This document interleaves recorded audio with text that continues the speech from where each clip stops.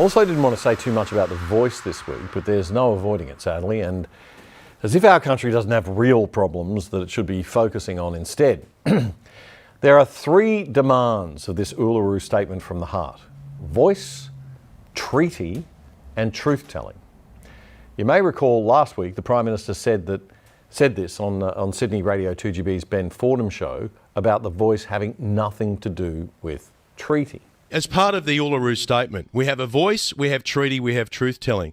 As part of a treaty, won't there be compensation? If there is, I mean, that's not totally unexpected. This isn't about a treaty, Ben. But there are three parts of the Uluru Statement. Yeah, and this is so not... you're talking about the voice. This is not about a treaty. But as part of treaty, which we guess will be a following step... This is not about a treaty. Do you foresee that compensation would be paid? This is not about a treaty. This isn't about that. This is not about a treaty, folks. It isn't about that. Although, former Senator David Leyonhjelm shared on Twitter this week a few of the Prime Minister's own tweets and comments. April 2021. Labor is committed to the Statement from the Heart in full. Voice, treaty, truth. February 2020. Voice, truth, treaty. Whole, proud, reconciled. That's the future I want for Australia. May 2021. Labor remains committed to the Uluru Statement in full.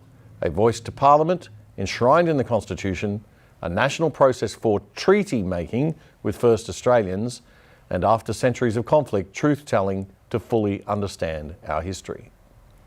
August 2021, and we need a government that will deliver the Uluru Statement in full. Voice, treaty, and truth.